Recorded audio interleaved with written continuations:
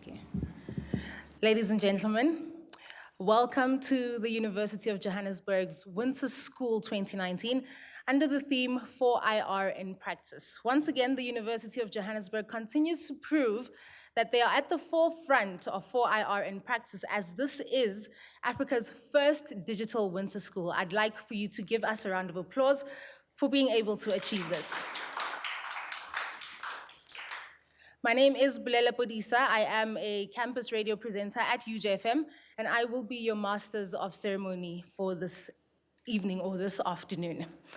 Just a couple of things that I would like to get out of the way. We have some QR codes to the program. If you'd like to follow the program, the QR codes are on the table, so you can use those to scan, and the program will just appear on your cell phone. Once again, 4IR in practice.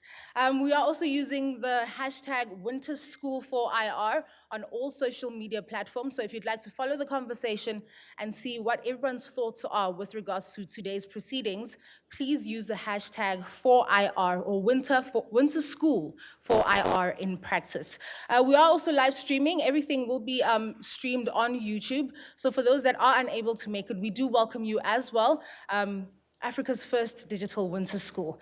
We will have, I would like to ask that you keep your questions for the speakers after they have done with their presentations.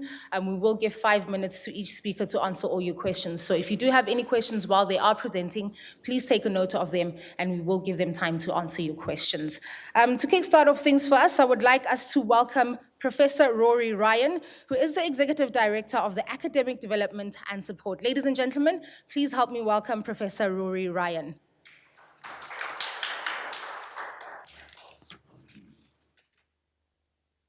Thank you very much, and very good morning to all of you present here at APK and all of those who are watching from venues at our other 3 campuses. And firstly, just a big thank you to Andre van Zyl and Liana Meaden, who have made this stunning event come to pass. We've had the winter school for 3 years already, and it was Andre van Zyl's idea to give the complete orientation for the winter school for this year and possibly for forthcoming winter schools to 4IR matters. And between him and Liana, we have this amazing live-streamed event, which we will have for in perpetuity. And it's extraordinary. When I looked through the lineup of presenters and speakers and demonstrators over the next 2 days, I thought I couldn't wish for a more exciting and interesting bunch of people, because almost all of these people are known to me, and it's really exciting. It's really wonderful. So thank you so much to Liana and Andre and all of those who have helped to make this come to pass. In terms of 4IR, I want to give my 2 cents worth while I have the opportunity. And for the purposes of thinking about 4IR, I always try to break it into 2 bits, which are roughly according to time. The first one being what one might call the age of automation, and the second, the age of artificial general intelligence. Now we talk about AI, and the next step might be AGI. So the first, the age of automation, is exactly where we are already. There's no question about whether this is going to happen or not. And of course, the word automation means precisely what it says. So for those who see only opportunity in automation, remember that it does mean automating jobs that previously were undertaken by human beings. So we are looking at disruption, whether or not, or the extent to which that disruption creates new jobs, new ways for humans to work or to create value in the value chain for other humans and for the planet and other species and so on. That's amazing, that's wonderful, but there may be the specter of obviously a reduction of jobs.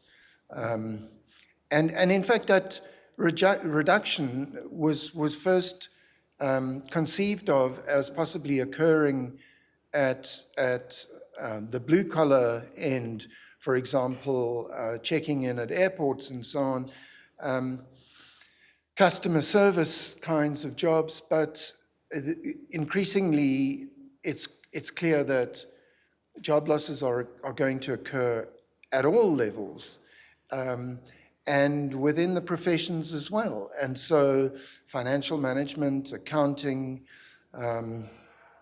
medical practice, surgery, to some extent engineering. There are lots of domains that will in fact be permanently affected by aspects of automation. I recall reading an article late last year about the massive swings that were occurring on the global stock exchanges in November, December last year. You may recall it was quite a scary time. Was saying they were not quite sure why this was occurring because in almost every instance, one's decisions to buy and sell, institutional decisions to buy and sell on the New York Stock Exchange were being controlled by algorithms. And while we knew the kinds of inputs into algorithms, we were not entirely sure of why they were producing the effects they were producing in November and December last year. So it's a kind of a brave new world that we're entering. With regard to the second phase, although these two phases might very well overlap, the so-called age of artificial general intelligence, we must be careful not to assume that that's a fait accompli, or that it's just down the road, or that it's just another small step in the road that we've been taking thus far. It is an enormous leap, and there are those among us who are not entirely sure that machines will ever have or meet the criteria of what we call general intelligence. In other words, to be able to control and make decisions concerning a whole range of activities, rather than a very narrow set, which is what artificial intelligence seems currently to be occupied with. So the questions become quite philosophical there, but we don't always want to leave these issues in the hands of philosophers, because they tend to talk forever about it. But the issue really is, will machines ever reach a point where they can achieve agency? And by agency, I mean, can they make decisions? And what is required when you need to be an agent? Are you required to be conscious? Is consciousness a prerequisite for agency? We assume that because we are conscious beings, and we assume that there's a direct correlation between consciousness and agency. But I don't know. I just don't know that that is the case. Of course, if we go into an age of artificial general intelligence, then the questions that begin to arise are, well, what role will humans play, and what will the attitude of machines be, if they have such things as attitudes, towards humans? And I recall reading one commentator at one of the think tanks in America saying, machines, if they achieve artificial general intelligence, will not either like you or dislike you. They will regard you as a resource and may wish to reconfigure your atoms for other purposes. So that is the long view. Don't expect machines to act like humans. On a final note, I want to say that when I was a teenager, and that was in about the 70s, the 1970s, I read science fiction. And that was really the golden age of science fiction. And there was a huge amount of literature on cyborgs. Now, a cyborg is defined as a being that is essentially human, but with augmentation. So it's like human plus. It's like humans with cortical implants to increase their brain power or their memory, or have various weapons. You know, some of the cheap and nasty sci-fi movies show beings that are very good at military uses and so on. But I was always quite depressed when I was a teenager because I thought that whole age of the cyborgs is, I was born too early. Because I would love to have been a cyborg and have a whole lot of stuff that makes me more than human, which is the title of one of the texts that were written at that time. So I wish you good luck for the next 2 days. It's going to be very exciting and stimulating. And that's all I have to say. Thank you very much.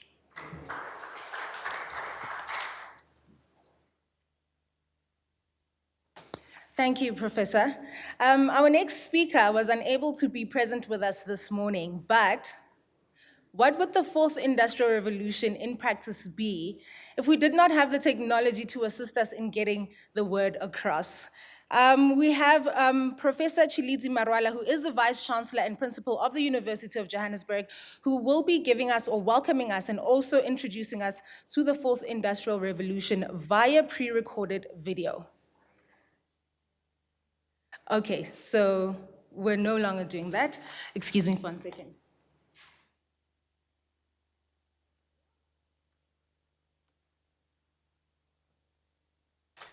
I beg your pardon. So a couple of things have changed, but we continue nonetheless. So our next speaker, Dr. Mashifana, who is a senior lecturer in the Department of Chemical Engineering Technology.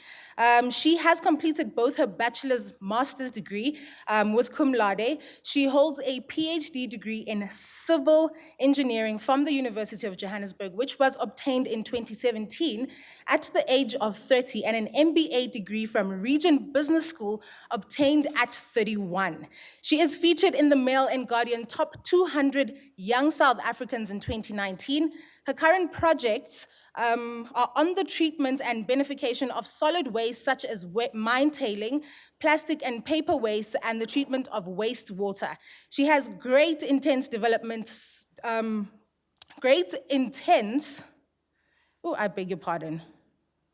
Developing suitable, cost-effective, environmental friendly and applicable solutions to convert waste management to useful and value-added products.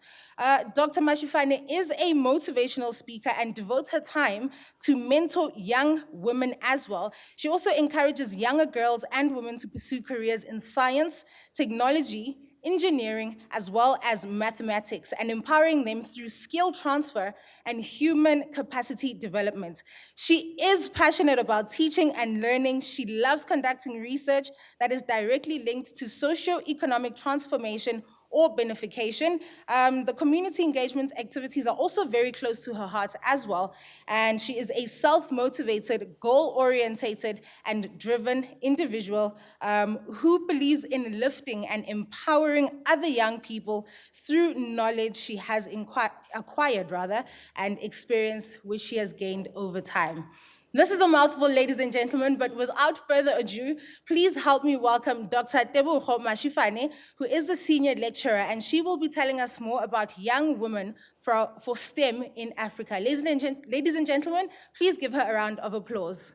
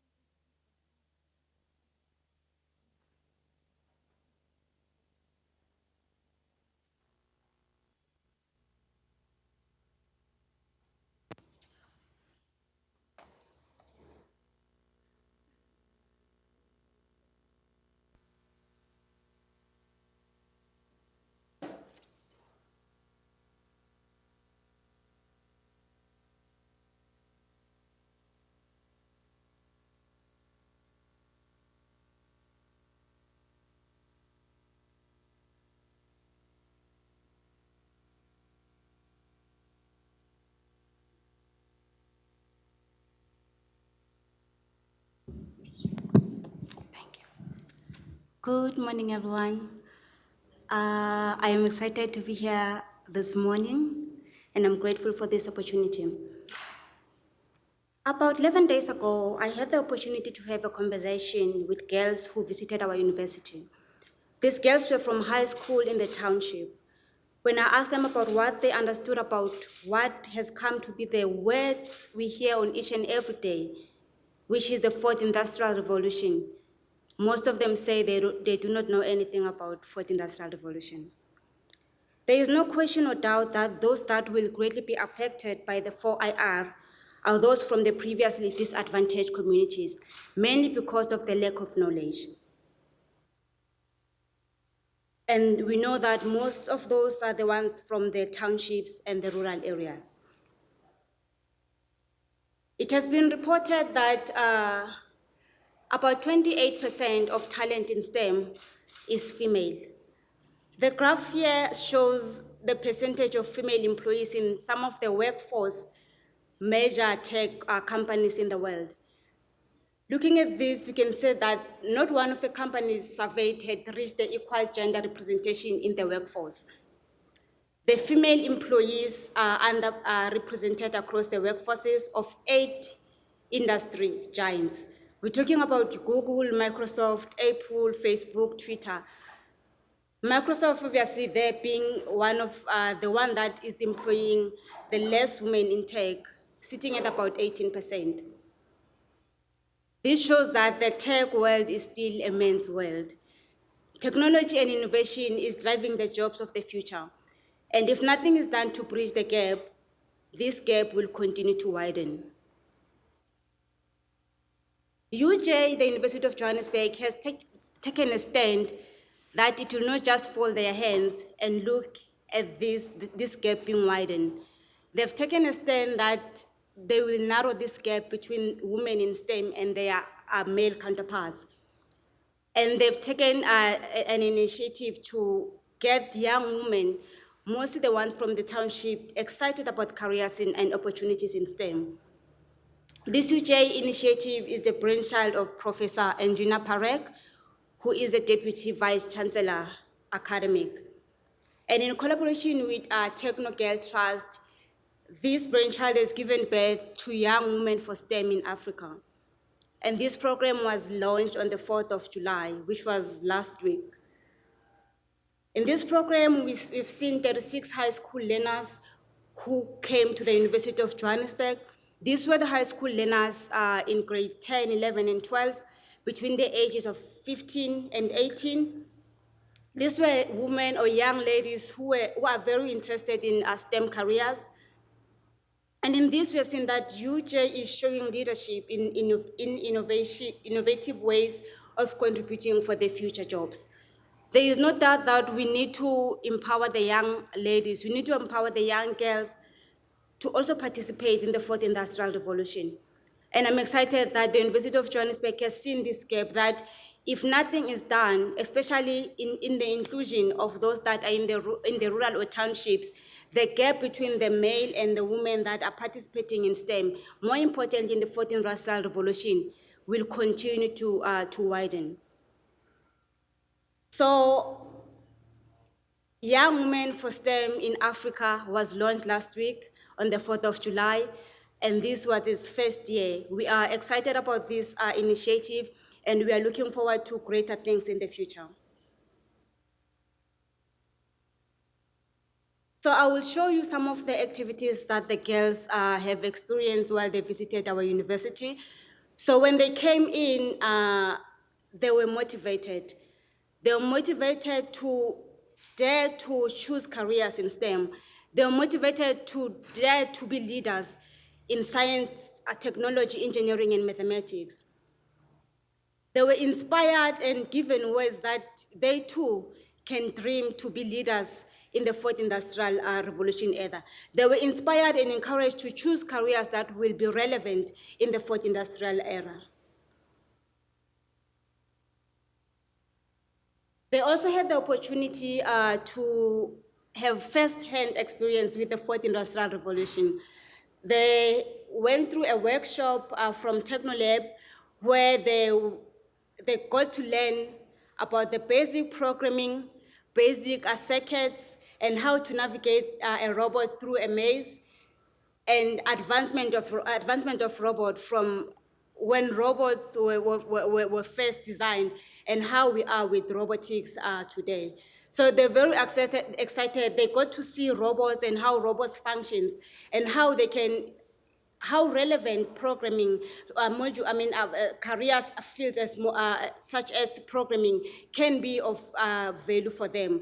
So such activities made them to even choose careers or decide on the careers that they will choose when they join the University of Johannesburg, hopefully next year.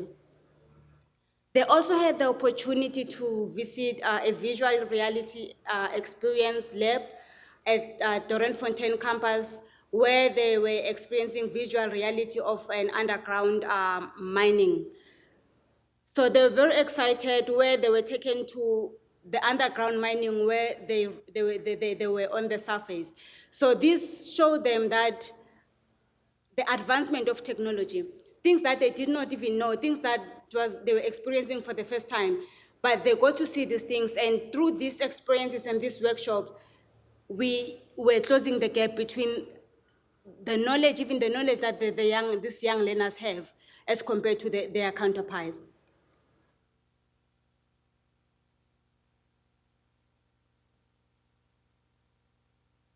These young ladies also had the opportunity to meet and greet some of the women in STEM fields within the University of Johannesburg.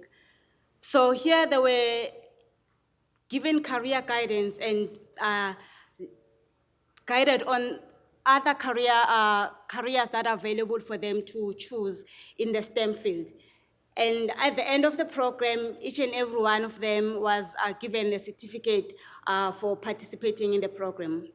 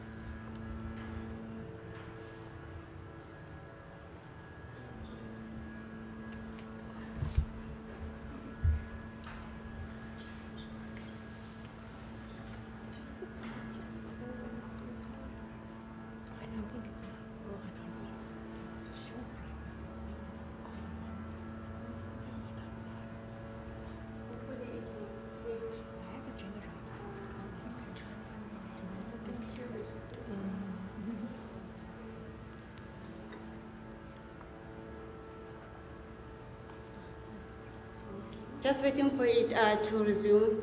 But this initiative, so these girls getting excited about the careers in STEM. This initiative show young ladies from township thinking twice about the careers that they thought about when they were little babies. We opened their eyes that whatever that they thought about when they were little babies or the careers that they thought were relevant then, they might not be relevant today. They might not be relevant in the future. This initiative saw girls changing their minds about the careers that they needed to do for the future. And the videos that I wanted to show, hopefully we will be able to show that they were giving feedback on their expectations and if the program really met their expectations. So they're very excited, and I'm grateful that I was able to experience that or to be part of the program, because we saw that the future is not only consist of male that will dominate the 4IR era. There are women that the University of Johannesburg has so fit to that they should be given skills, they should be exposed to careers that will be relevant for today and the future. I'm just hoping that the video will be able to open and play. It's a very exciting one. I want us to see it.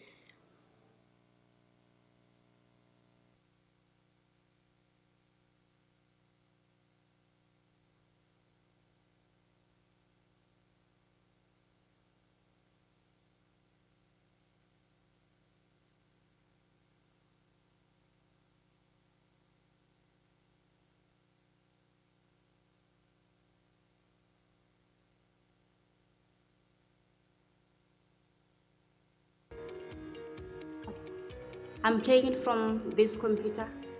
I think it's playing from this side. You can close that one.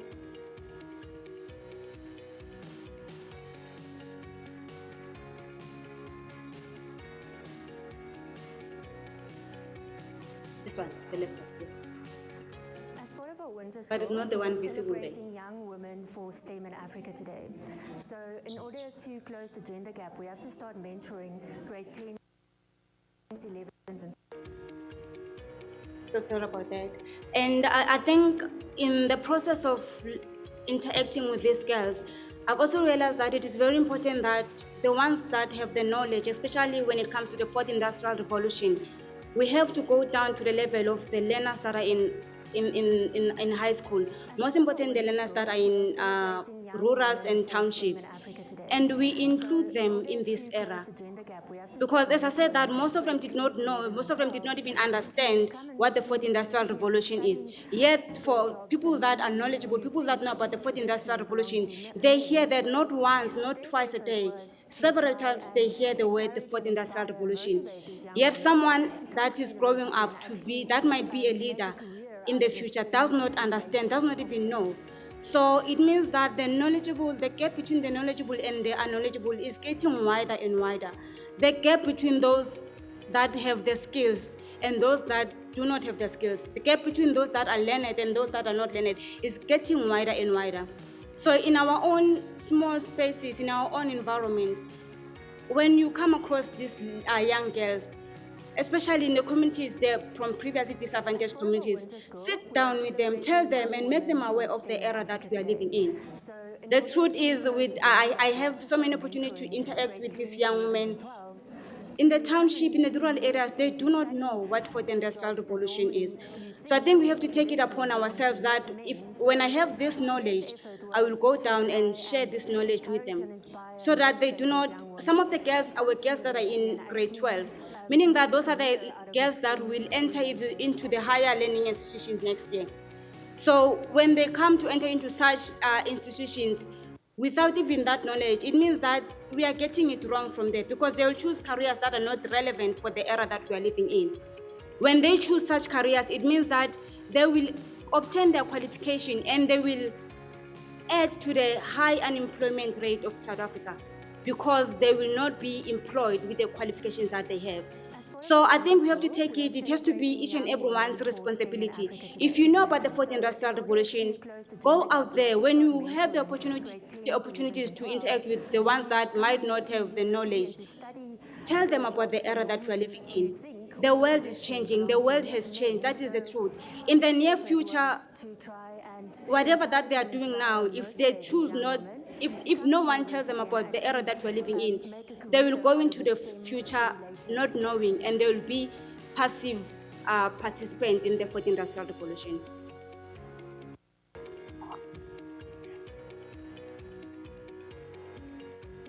Is the video playing? No.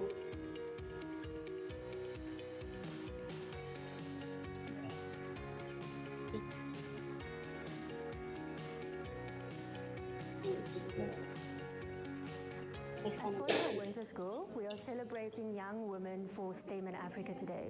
So in order to close the gender gap, we have to start mentoring grade 10s, 11s, and 12s to come into university and to study the jobs that normally you think traditionally belong to men. So Okay, it's the fourth industrial revolution. This is technology. It is not, this morning is not behaving. So I think, I'm sorry about that, but it were very exciting videos that I wanted to show you. Can I have that removed? Can I project my presentation? So I think after those, the two videos that I wanted to show you about the learners' feedback and how motivated they were, and the labs that they visited, I would like to conclude this presentation and just quote what Prof. Churizi Marala, the VC of the University of Johannesburg, has said. He has said that education in the fourth industrial revolution should equip our youth to ask difficult and intelligent questions. it can be said that the measure of how intelligent a person is how many more questions they pose than answers they give. Our educational institutions must become dynamic hubs for innovative ecosystems. And this is exactly what the University of Johannesburg is doing. Thank you.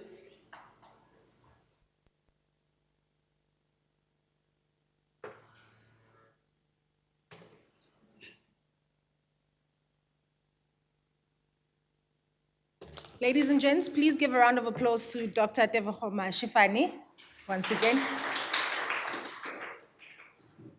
Do we have any questions that you would love to ask her? Yes, we have a question. Dr. Tebogo?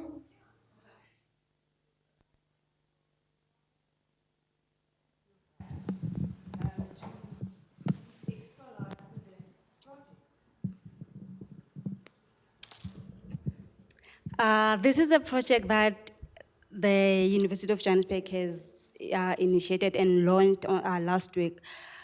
We haven't really said, but there are so many exciting ideas around it. I mean, to get the high school learners from township, previously disadvantaged communities to be involved, that alone is a big step.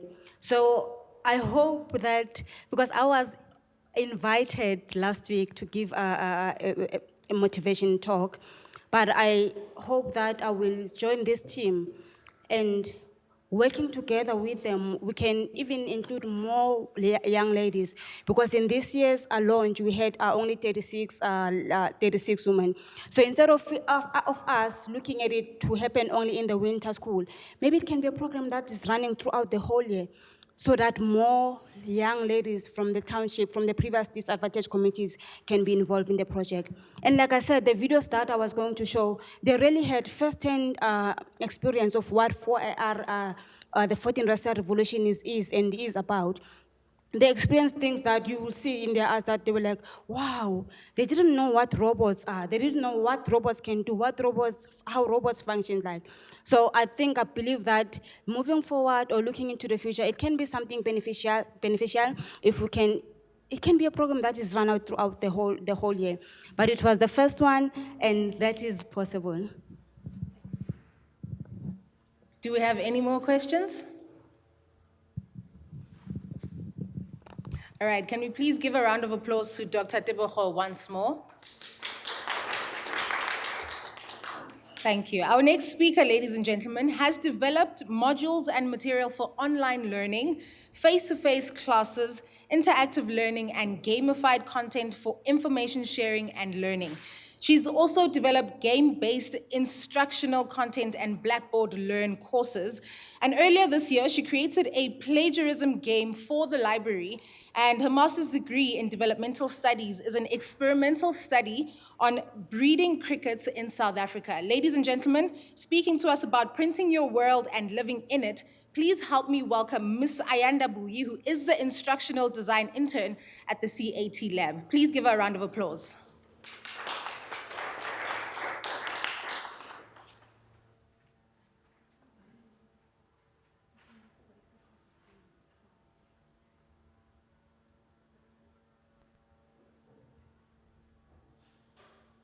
Okay, so we're gonna take a break for 20 minutes just to allow her to set up. In the meantime, we are serving coffee at the corner there in my left, your right. I would also like to remind you that we do have our QR codes to the program on each table. If you would like to follow the program, you are welcome to scan the barcode and it will appear on your cell phone. We're also using the hashtag WinterSchool4IR on all social media platforms if you would like to follow the conversation, as well as our YouTube live streaming that is taking place. Also, I would like to remind you that if you do have any questions for any of our speakers, please jot down your questions, and as they conclude, then we will give you an opportunity to ask your questions. So we will break for just 20 minutes. You're welcome to serve yourself some coffee, and then we will proceed with the program, welcoming Ms. Ayanda Buyi. Thank you.